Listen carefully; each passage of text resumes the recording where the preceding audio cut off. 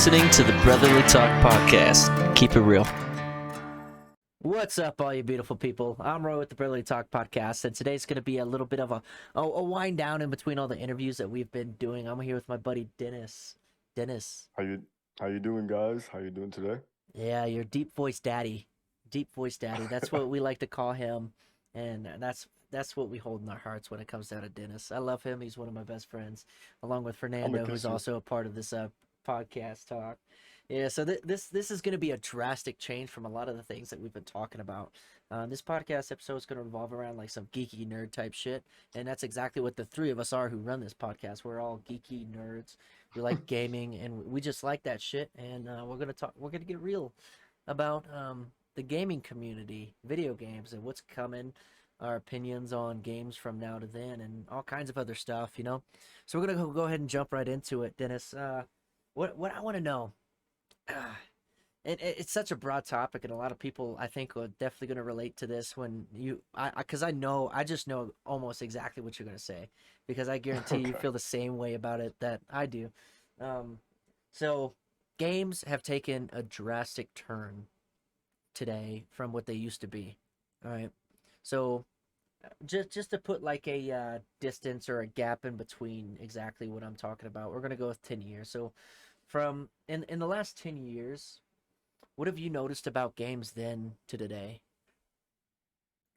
I would say probably one of the biggest things I'd say the difference between the back then games nowadays was, I guess, more in the company part where they're trying to microtransaction and money grab a lot of things. Oh yeah. Back then, like, the games used to be you buy the game, maybe get a DLC every now and then, but that's pretty much it. But nowadays, I realize that a lot of the games that are coming out today try to not really force you, but like more like incline you to buy this item or buy this thing to get further in progression in the game, right? Yeah. Like one of the biggest examples would be Destiny.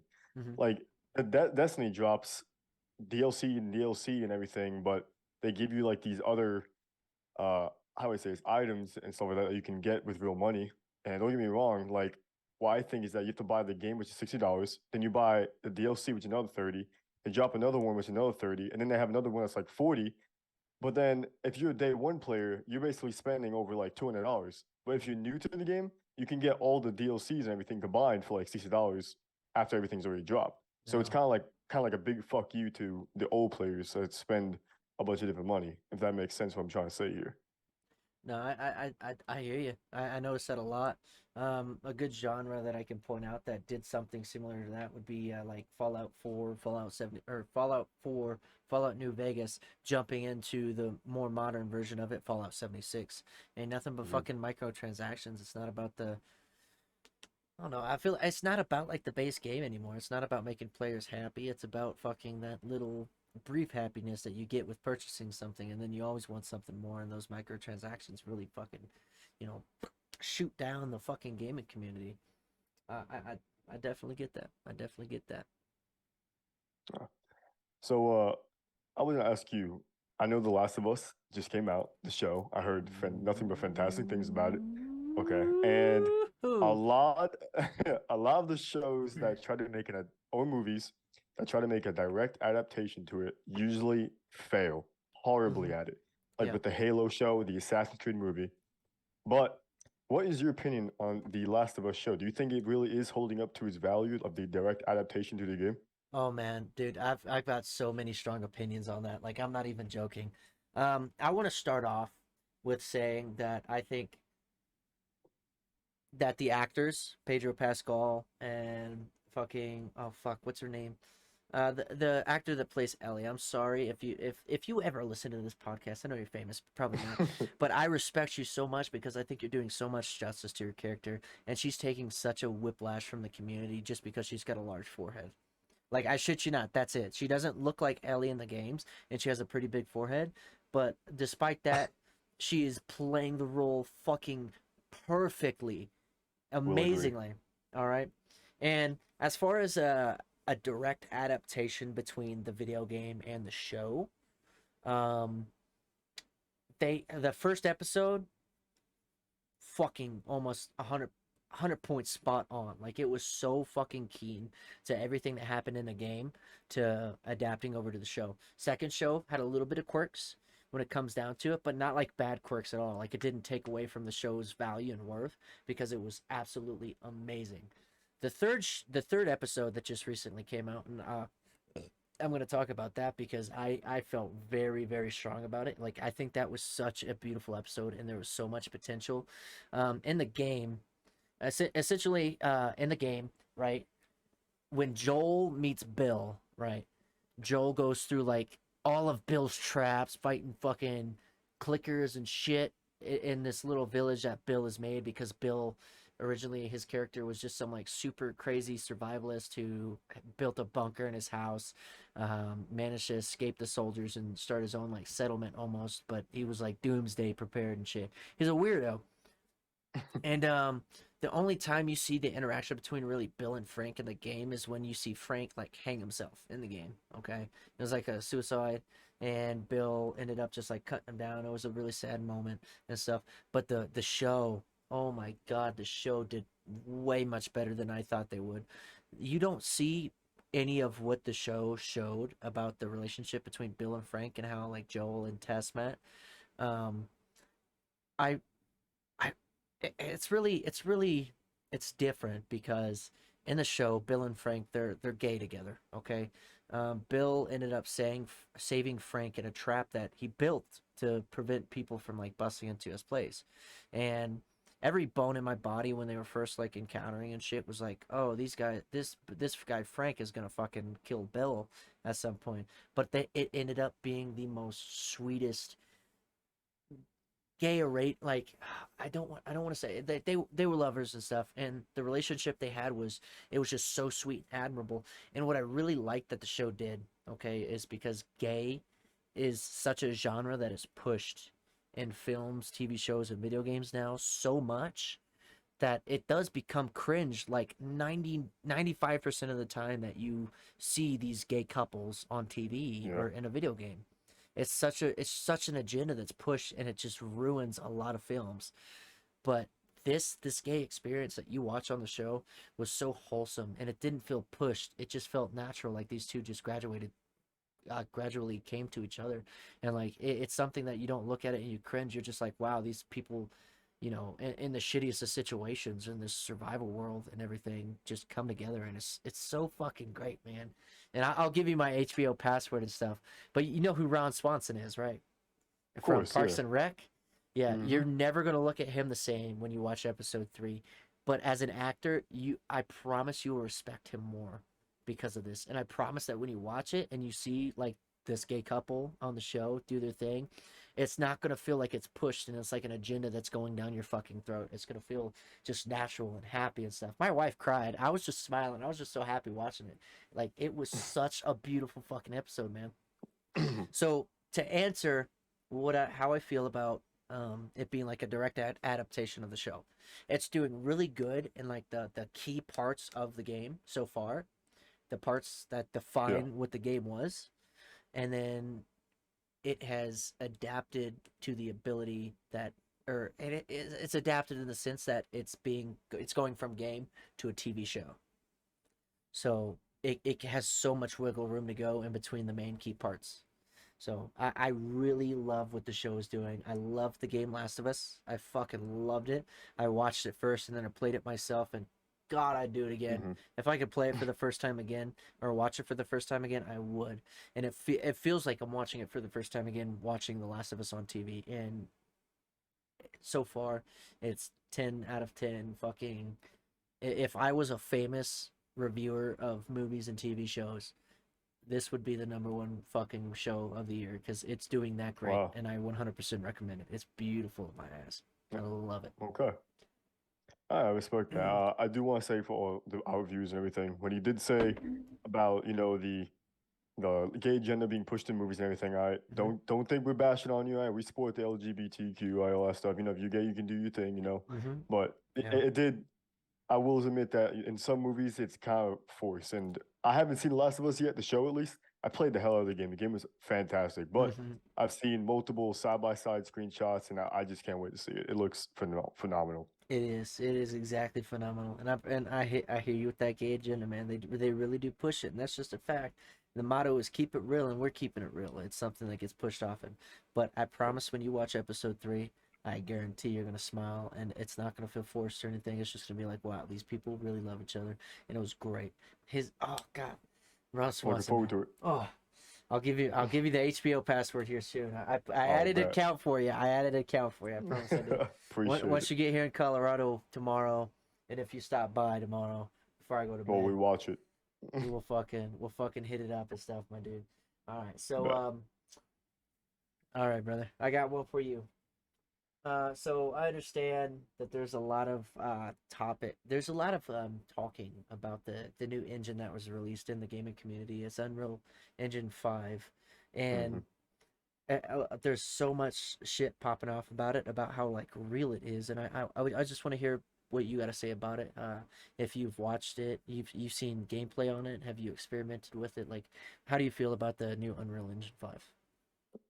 So I haven't really messed around with the actual Unreal Engine 4 engine itself, like, for game creator. I did mess around with Unity for a little bit when I got into my, just testing the waters to see how well I can create a game and everything. Yeah. And Unity really is more known for, indie developers, but Unreal Engine 5, that from a big step up to Unreal Engine 4, from the different crossovers, from the different perspectives by side images, it looks actually insane. Like To there's define videos. define insane. Oh, I'm getting there. There's videos where they'll be showcasing Unreal Engine 5, and you will 100% think this was filmed on like an iPhone in an actual location, because the graphics and how they do the presets and how they set up all these different how do we say connections. It Mhm. looks phenomenal. Like I had to legit look up this backstory of this one video because it was way too real to be like fake. Really? Like the water looked crystal clear. It legit looked like you were standing on the side of a cliff, just taking a video on your iPhone of like, I don't know, some place by the ocean.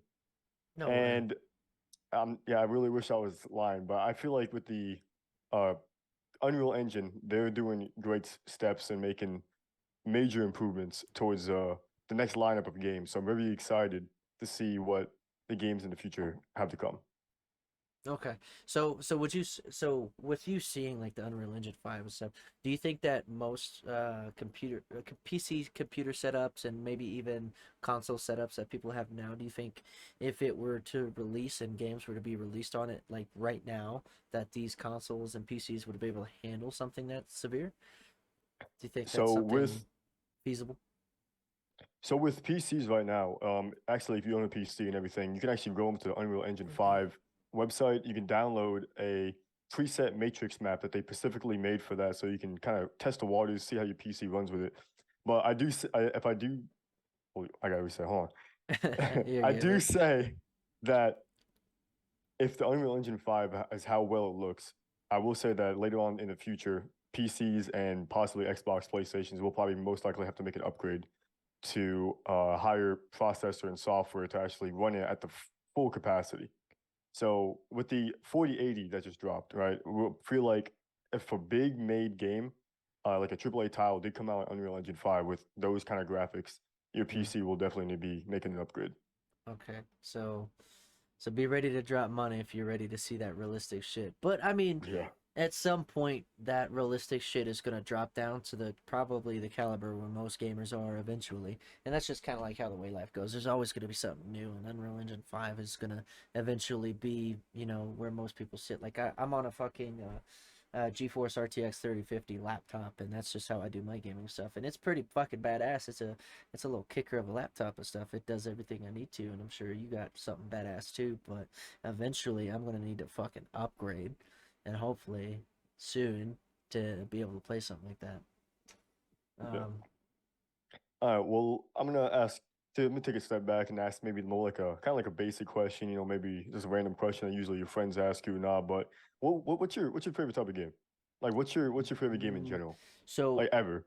so I have two answers to that. I'm gonna start off with a very broad answer, and this is so when I'm playing with like friends or like I'm gaming with friends and stuff, especially a lot Hmm. recently, I definitely enjoy the more horror genre where it's like co-op horror, right? I love running through something, getting scared, and fucking around with my bros. Like that's just something that, like Phasmophobia. We were playing Phasmophobia recently, Labyrinthine on Twitch. Um, those games just really get me, like, blood boiling, fucking screaming and shit, and having a really good time. But if that would take like second place for the genre of games that I play. But the top genre of games that I would really enjoy, and shout out to Bethesda for making absolute wonderful games, would definitely be both Skyrim and Fallout 4. Because both Skyrim and Fallout 4, so those the open world RPGs, and it's story driven, but it's so driven to what you discover while you're out in the world. You know, there's just so much that you can come upon, and yes, it's guided in a way, but you don't have to follow the guide. Like if Preston Garvey says, Preston Garvey goes, another settlement needs your help. Here, I'll mark it on your map. You could be like, all right, fuck you, Preston. Go off somewhere else and find a ghoul farm that needs help or something. Like there's just so much quality into those games, and like you were explaining earlier, there's DLC for the game that you can purchase, yes, to extend the game, but there's no microtransactions where you pay like $20 to get like two skins to look differently that'll fucking Yeah. eventually die down. Like you get emotionally invested into the progress that you make. Like I know a lot of, and don't take it the wrong way, guys, but when you guys met Piper in Diamond City playing Fallout 4 and realizing that you can have a somewhat of a romantic relationship. I'm not talking about you fucking piping the Piper down, but you can like have more deep conversations with her in the game, and you get those options, and it just builds character depth, and it emotionally attaches you to those characters.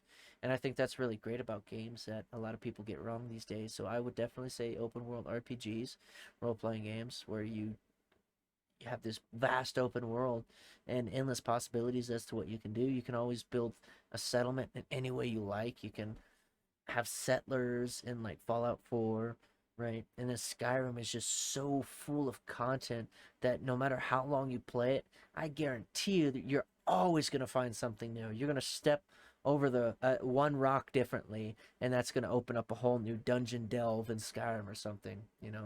And I really Hmm. miss those games because there hasn't been one that has been pushed out or released recently, except for what I'm really hoping lives up to the expectation would be I think it's Starfield, right?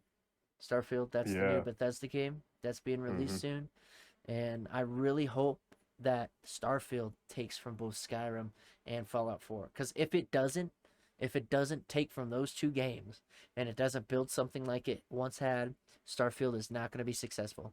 If it falls into the microtransaction shit, people are not going to love it the same. If you could sit down and get lost in a world for hours where you look at the time, you're like, okay, I could do this for another 30 minutes. You think 30 minutes is a long time, but then 30 minutes pass within like 2 minutes of you playing. That's a great game.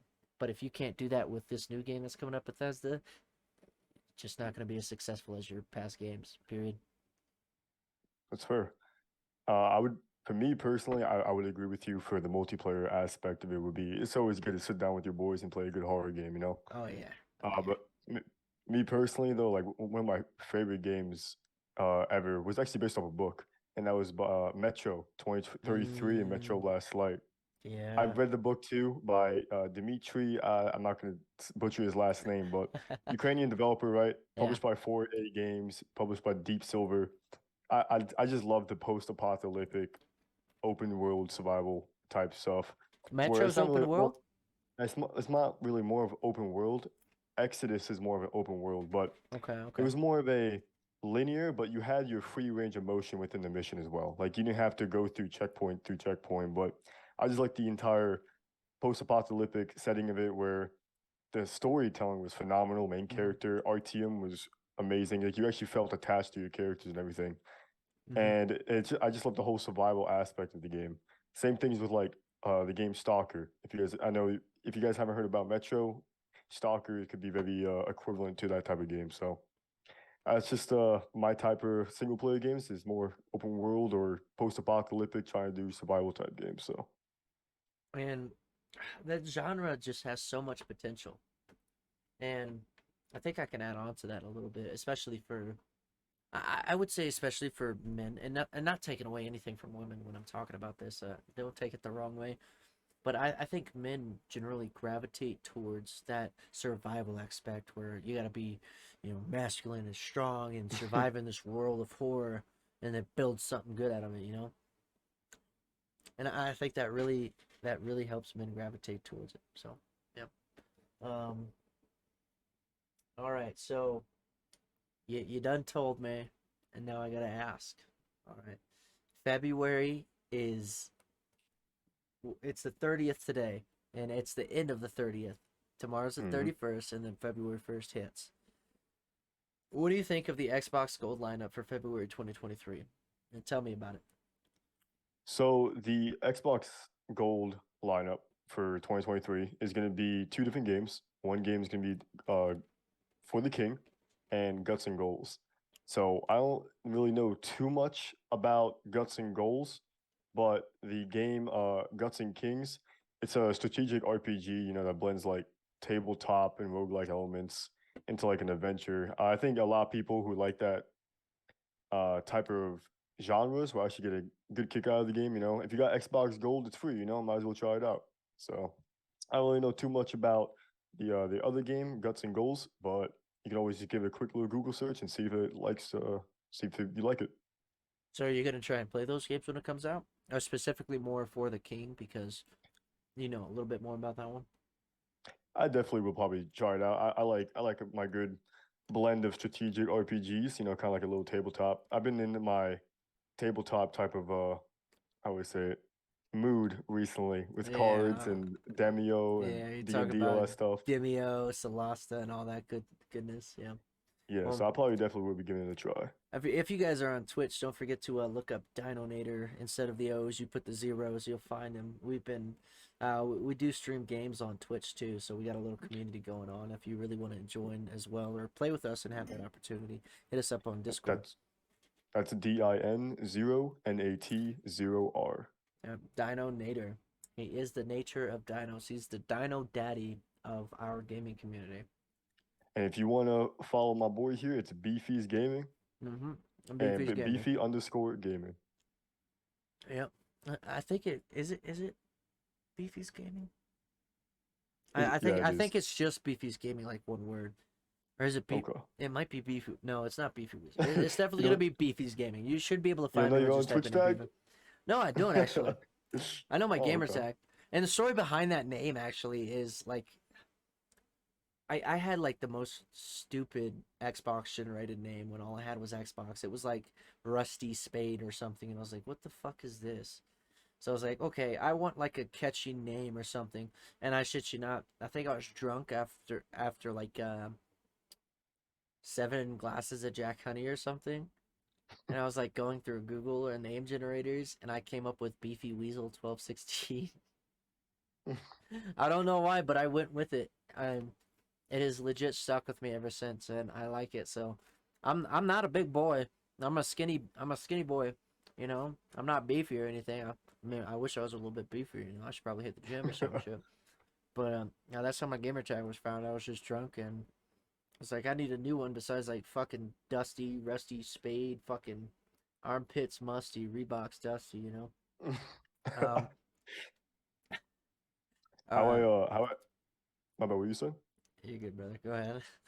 I was saying how I actually got my name was so my dad used to nickname me Dino, and it's spelled the same way as Dino. It's a Dino, I mean. And at the time, my favorite movie was Terminator. So I just put Dino and Nader together, and it just happened come up with my profile picture with my dinosaur with a robotic eye. So is it Dinonator or is it Dinonator then? It's Originally. Dino Nader. And it Yeah, was originally Dinonator? Okay. yeah. Alright, perfect. I think it's your go now, brother. All right. So we talked about, what our favorite type of genre is. We talked about the past games, what they did different. What's your favorite game in general? But what's one game that you're actually most anticipated for? Like coming out in the near future. Like you just can't wait to game drops that day, drop everything you do and play it. Um, so I'm gonna piggyback off of a little bit what I was saying earlier. It's gonna be two different things right now as well, but I'm gonna go with Starfield first because, um, I mean, I get that Bethesda made Elder Scrolls Online, right? And Elder Scrolls Online, and it was good. It really was, but it wasn't great. It didn't live up to Skyrim. It didn't live up to Yeah. fucking Oblivion. It didn't live up to Fallout 4. Didn't live up to New Vegas. It had not even the slightest of comparisons. But for a massive multiplayer online game, it was all right. It wasn't bad at all. It's something that I could have definitely gotten into and kept playing. Starfield has a lot of potential. It does. All I'm saying, they better not fuck up. Bethesda, you fumbled the ball with Elder Scrolls Online and Fallout 76. You fumbled hard. All right. Now let's not fuck up with Starfield, okay? My second game that I'm actually really anticipated for is definitely going to be Hogwarts Legacy. All right? And the reason I say that is because it looks like it has the potential to live up to my hopes and dreams of what I experienced when I played like Fallout 4. I never had the opportunity to play a Harry Potter game when I was growing up.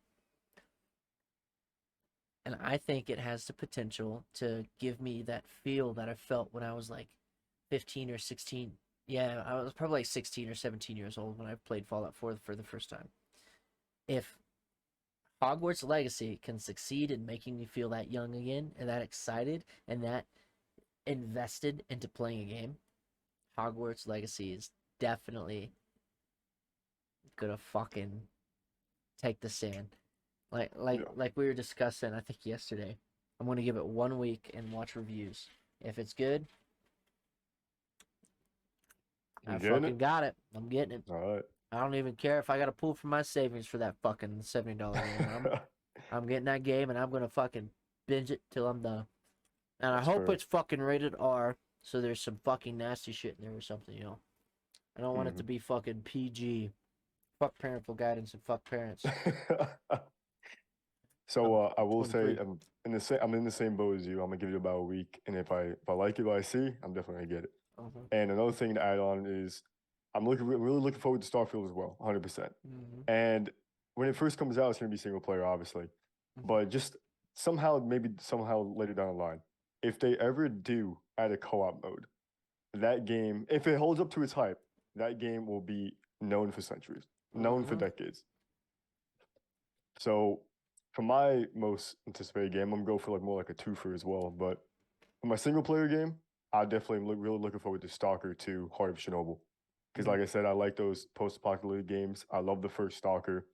Too bad it got delayed though, again, because of what's going on in Ukraine right now, because it is a Ukrainian developer. Mm-hmm. So hopefully they can do what needs to be done, and hopefully the game will come out at a good time. For the co-op game, I'm really looking forward to Sons of the Forest because that game is going to be really good to be playing with friends. We have some really good content from that. I Nice almost little forgot horror about that survival game. game. I almost Yeah, forgot but about that, yeah. you and me gotta play it. I'll get it. I'll get it. And so I'm definitely looking forward to Sons of the Forest because the first Forest was phenomenal. It was so goofy, so much good content out of it. The Story was turtle good. shells, bro. The turtle shell. So, but yeah, those two I'll be definitely keeping my close eye on. So Okay, I put my goldfish down. I know you see me munching over here. yeah, but you be But munching. I'm gonna tell you something about my goldfish real quick, right? I put it in this little red bowl, right? Fucking, my daughter runs up to me because she sees me putting the goldfish in, and she looks at me. She's Yeah. like, "Dad!" I fucking just dads me like a couple times, and I'm looking at her like, "You want some goldfish?" And she's like, "Dad!"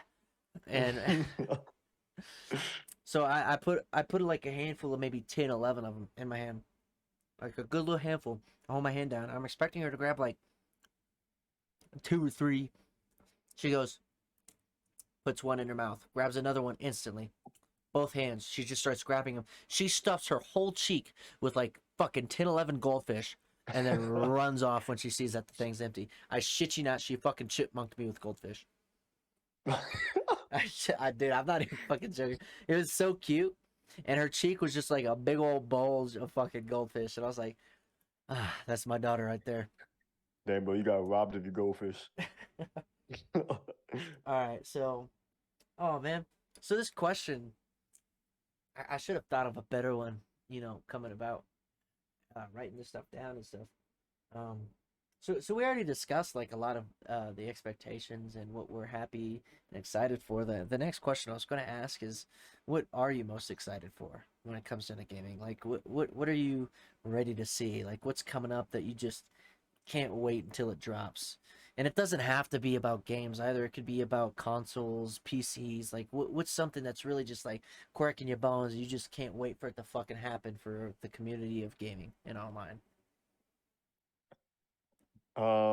That's a good question. So it's not really like a game that's coming out yet or anything, right? But to be honest, I would really be excited to see if someone can make a game that's possibly like has like a skill tree, right? Open world, maybe a good story telling to it, co-op with it, a lot of customization, which like characters and maybe ships or cars or weapons. I know it's like kind of like a really sounds like a perfect game, but if something like that ever does come in development, I'd be wasting a lot of my hours on that. Yeah, yeah. I'm I'm with you, man. I'm so fucking tired of these microtransaction bullshit that has just been going on in these games that are so focused on massive multiplayer online and shit. It's like, Yeah. come on, give us something that we can binge for the next 5 years and still have new shit with it. You did it with Skyrim, you did it with Fallout 4, you did it with New Vegas, you did it with a couple other really good games. Oh shit, I really forgot to give credit to the most deserving game of our time. What's that? Red Dead Redemption 2. Phenomenal game. I really did forget to mention that. I'm going through a playthrough now, and I don't know how far I am in the game. In reality, I haven't completed it, but it's even like the online version of it, like the attention to detail. That's enough to fucking sell the game to people. The attention to detail is absolutely incredible. The story is so fucking rich, and it 1,000,000% gets you emotionally invested. So if you're looking for a game that you haven't looked at or tried or played yet, you gotta go through fucking Red Dead Redemption 2. It does justice to the genre Hmm. so much. Red Dead Redemption 1 was super fun to me. Red Dead Redemption 2 is phenomenal is an understatement. And I'm just gonna leave it at that. Phenomenal is an understatement. I will say for all my people who don't really, are not really into storytelling games, obviously that's you do you. It does have a great multiplayer experience as well. Rockstar always hits the nail, the head of the nail on that shit. So that's just amazing too. What I would love to see though, love to see is an Undead Redemption for two. Oh Because like the my first god, one, yes! that was amazing. And Fuck if they ever made yes! that with a second one, their player base would come back tenfold. But yeah, we are hitting the probably gonna be closing up soon, but I do want to say two different things for two different type of gamer bases.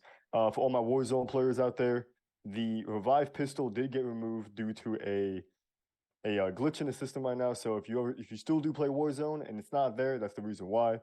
And two, for all my Witcher fans out there, there is a rumor going around that the new Witcher could possibly have co-op.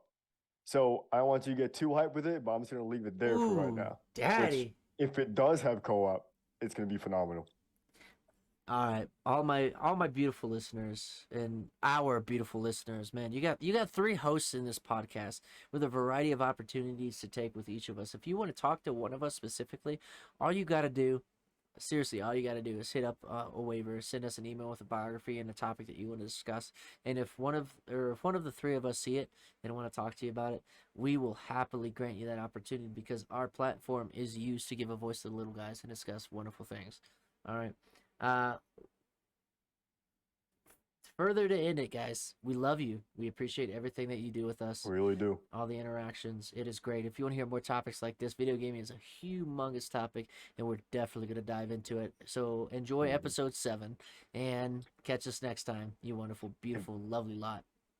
Love you guys all. If you guys want to talk about anime too, I'm your guy, so I got you. Hey guys, it's Roy, Dennis, and Jimbo from the Brotherly Talk podcast. We just wanted to say thank you for tuning into the podcast today. Your support means everything to us, and we're super appreciative of it. If you want to see more content like this, make sure you interact in any way you can. We're on many platforms under the same name of Brotherly Talk. The whole idea of this was to give a voice to the little guys, everyday normal folk who don't have a platform to speak on. We'll be your platform. As always, keep it real.